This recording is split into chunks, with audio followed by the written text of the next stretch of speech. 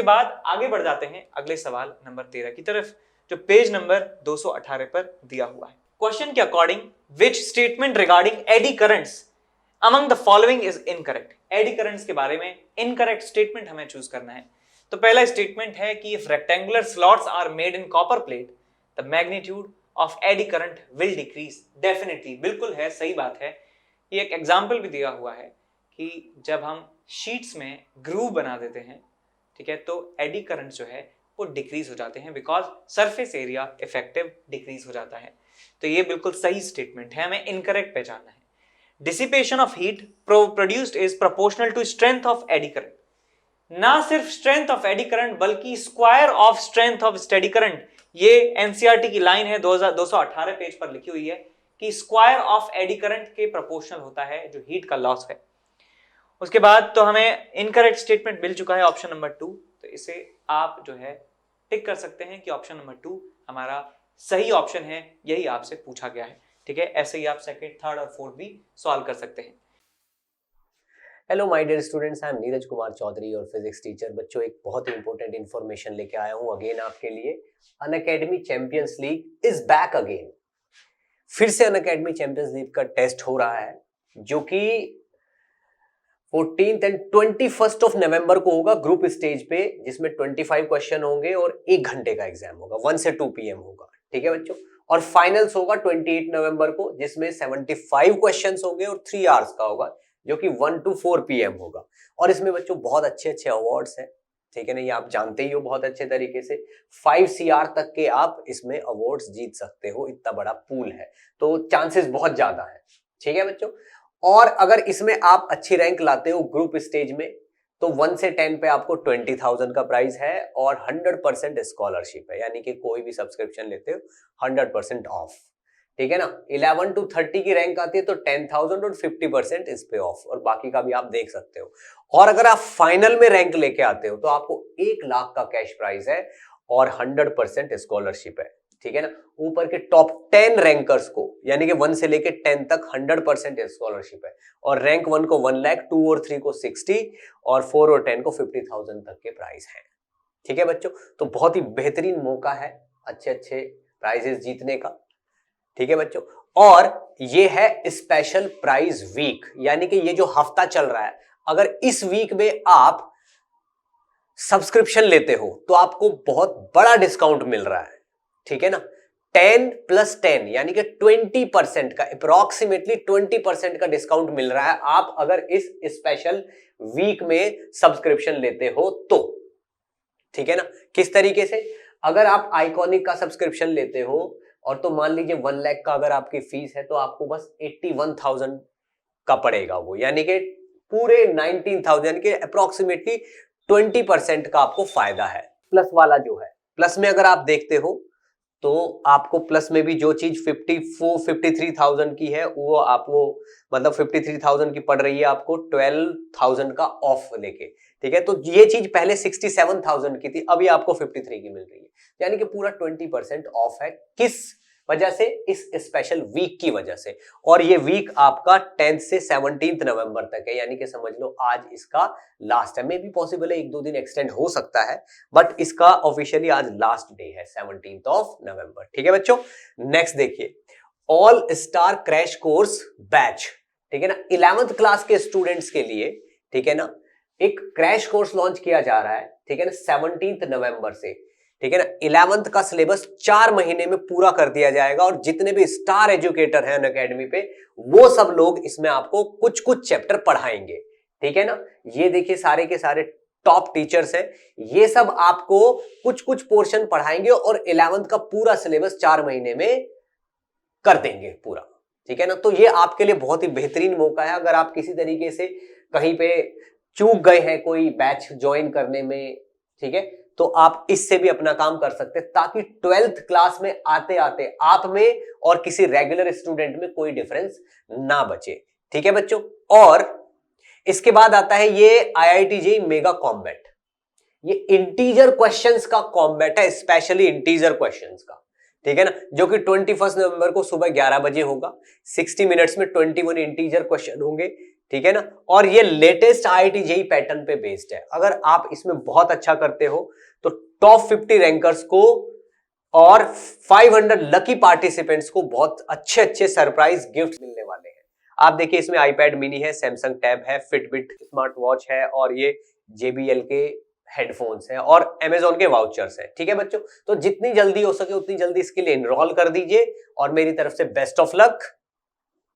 इसके बाद question number 14 की बात करें जो पेज नंबर 221 पे दिया है कि दो सर्कुलर कॉइल हैं, one of smaller radius small radius small R and other of larger radius capital R. Small r is much less than capital R are placed coaxially with centers coinciding. The mutual inductance of the arrangement is equal to. तो ये आपको याद होना चाहिए कि इसका answer क्या है। आंसर जो है इसका बी ऑप्शन है। अब एक बार ये भी देख लेते हैं कि आंसर आया कैसे। तो हमारे पास है दो कॉइल, एक कॉइल का रेडियस है कैपिटल R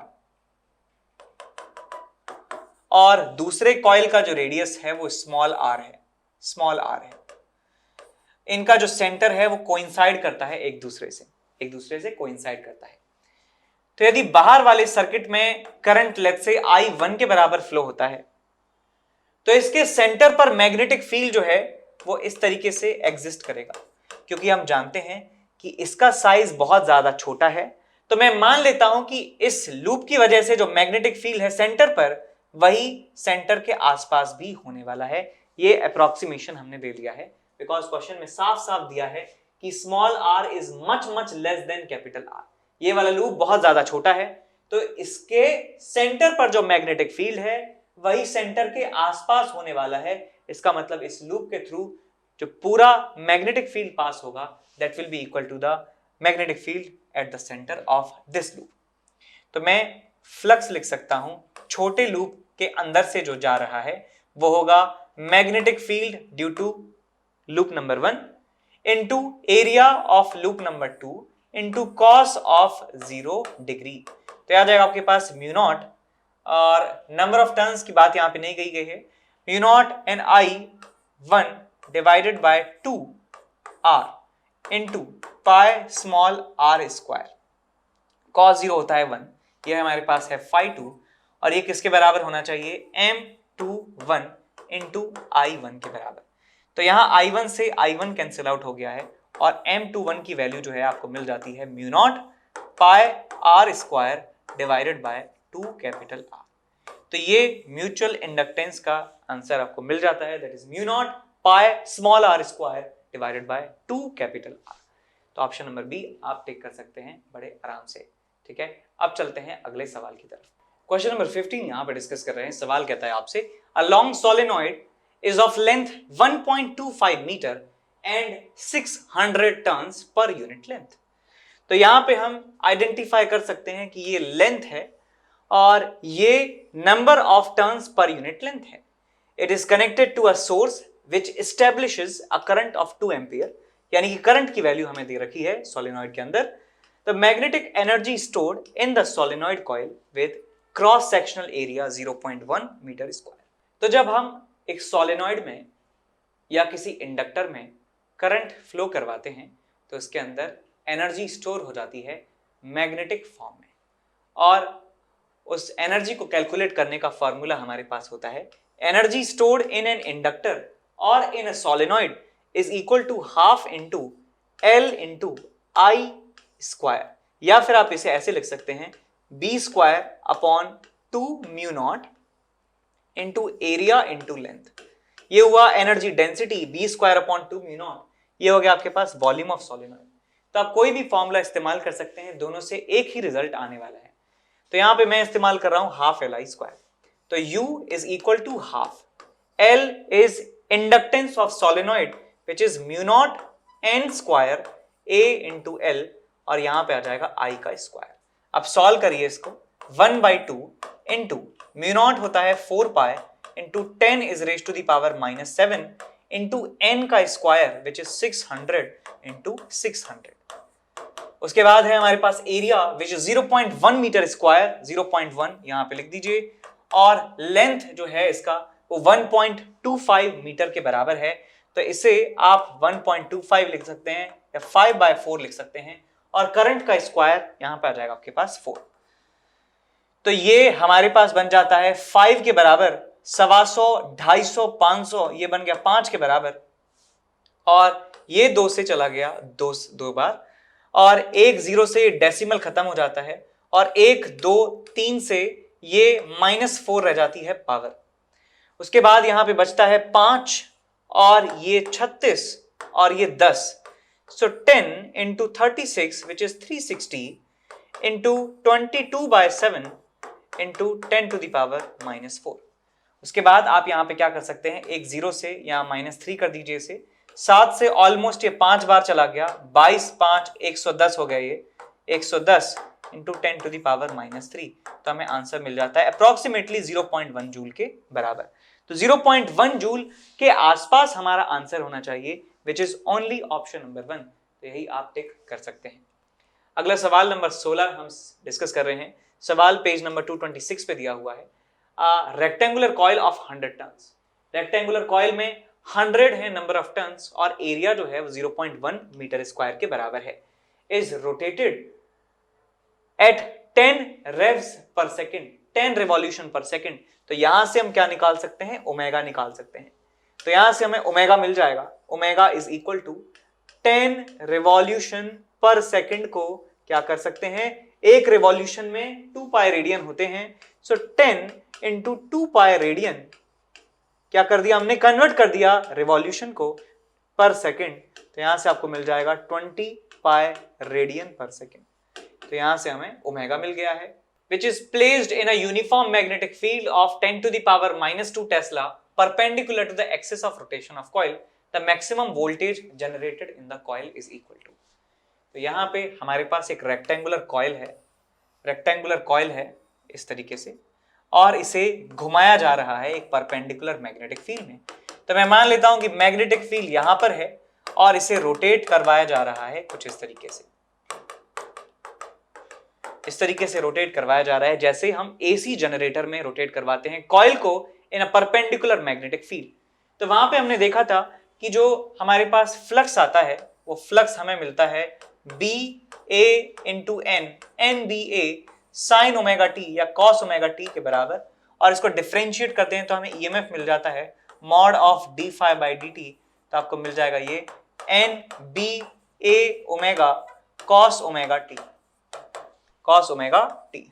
तो इसका मैक्सिमम वैल्यू यदि आपको निकालना है तो ई मैक्स आपको मिल जाएगा कि इस पूरे एक्सप्रेशन का मैक्सिमम वैल्यू तब होगा जब कॉस की जो वैल्यू है 1 के बराबर होगी, which is equal to N B A omega, N B A omega. ये मैक्सिमम ईएमएफ वहां पे होने वाला है।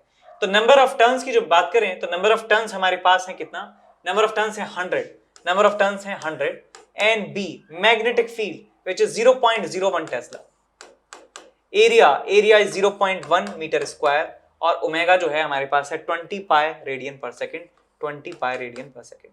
तो ये हमें मिल जाता है मैक्सिमम ईएमएफ इंड्यूस्ड की वैल्यू।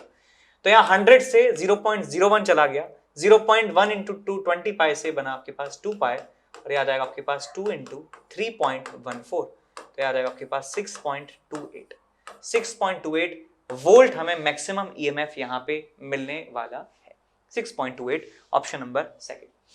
इसके बाद चलते हैं सवाल नंबर 17 की तरफ, जो पेज नंबर 219 पर दिया हुआ है, 219 पर। Two thin cylindrical pipes of equal interval, diameter made of aluminium, internal diameter same internal diameter है, comma made of aluminium and plastic are taken. एक जो पाइप है वो एल्यूमिनियम का है, मेटल का है, कंडक्टर का है, और दूसरा जो पाइप है वो प्लास्टिक का है।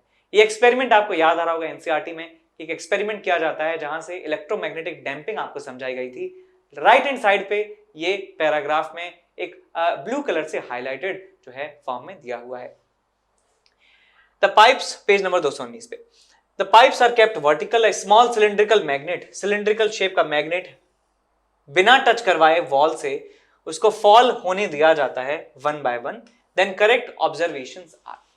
तो देखिए होता क्या है, मैं आपको स्पॉइलर दे देता हूं, आपने पढ़ा भी होगा। जब हम प्लास्टिक के पाइप में उस सिलिंड्रिकल मैग्नेट को रिलीज करते हैं तो as it is under gravity जो फॉल होता है T = √2h/d, इतने टाइम के बाद वो नीचे गिर जाती है, पाइप से बाहर आ जाती है, जैसे नॉर्मल किसी ऑब्जेक्ट को ड्रॉप किया जाता है। लेकिन जब हम एक मेटल के पाइप में इस मैग्नेट को ड्रॉप करते हैं तो होता क्या है कि फ्लक्स में चेंज होने से मैग्नेट जब नीचे गिरती है तो मैग्नेट के मूवमेंट से उस मेटल के पाइप के अंदर, उस कंडक्टर पाइप के अंदर एक करंट इंड्यूस हो जाता है as according to the Lenz law. और उसका काम क्या है, उस करंट के इंड्यूस होने का डायरेक्शन कुछ इस तरीके से होता है जिससे वो उस फ्लक्स में चेंज का अपोज कर सके, उस मैग्नेट का जो डाउनवर्ड मोशन है उसको अपोज कर सके।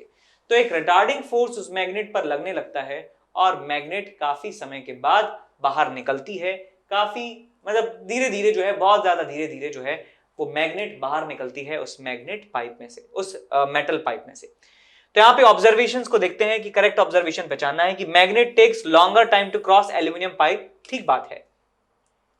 Magnet takes longer time to cross plastic pipe, गलत बात है। Eddy currents are generated in aluminium pipe but not in plastic, बिल्कुल ठीक है।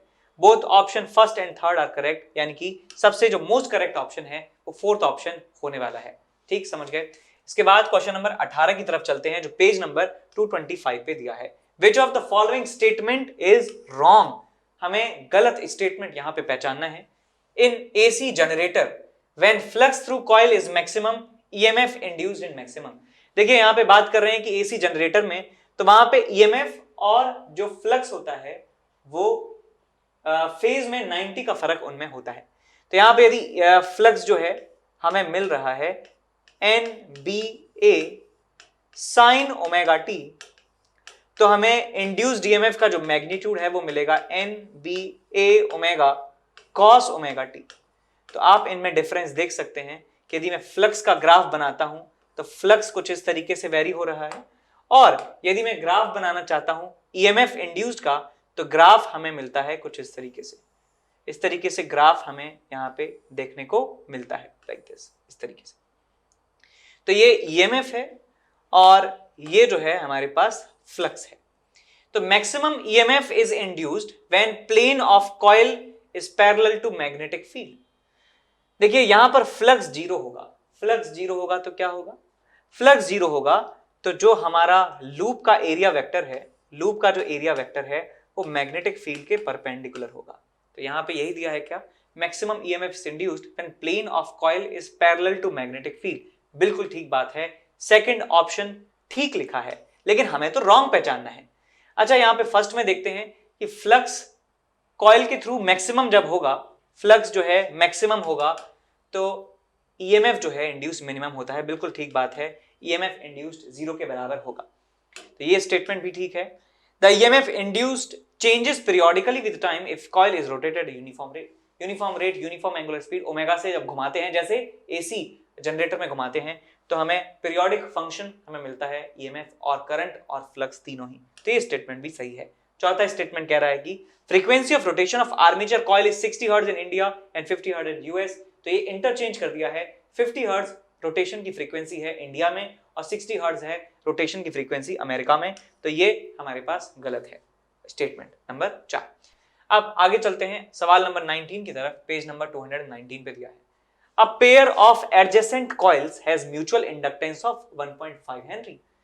The current in one coil changes from 0 to 10 ampere in 0.5 second. The rate of change of flux linkage with other coil is equal to. तो flux हम जानते हैं दो coils के बीच में कितना होगा, m into I के बराबर, phi is equals to mi। तो delta phi by delta t, तो rate of change of flux हमें बताना है कितना हो जाएगा, m into delta I by delta t. तो भाई यहाँ पे म्यूचुअल इंडक्शन दिया है 1.5, करंट में चेंज है 10 एम्पियर, टाइम कितना लगा है हाफ सेकंड, तो कितना आ जाएगा आपके पास 30। आपको यहाँ पे आंसर मिल जाता है 30 वोल्ट। तो आंसर हमारा आ जाएगा बी ऑप्शन 30 वोल्ट। इसके बाद लास्ट सवाल है क्वेश्चन नंबर 20, इसे हम डिस्कस कर रहे हैं पेज नंबर 230 पे। 230 से ये लिया हुआ है, इंस्पायर्ड है। A circular coil is being deform, circular coil को डिफॉर्म किया जा रहा है। तो ये वाला जो पार्ट है इसको ऐसे नीचे की तरफ ला रहे हैं, इस वाले पार्ट को ऊपर की तरफ ला रहे हैं और इसे कंप्रेस किया जा रहा है और इसे एक नैरो लूप में कन्वर्ट किया जा रहा है। तो डेफिनेटली जो है एरिया यहाँ पे डिक्रीज हो रहा है। मैग्नेटिक फील्ड इस पूरे रीजन में बाहर की तरफ है और एरिया को डिक्रीज किया जा रहा है।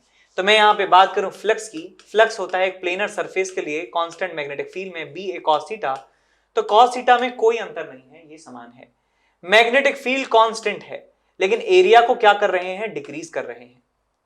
तो एरिया यदि डिक्रीज हो रहा है तो आपसे पूछा गया है इंड्यूस्ड करंट के बारे में, तो करंट इस तरीके से इंड्यूस होगा जिससे इस फ्लक्स में जो डिक्रीमेंट हो रहा है उसका अपोज हो सके।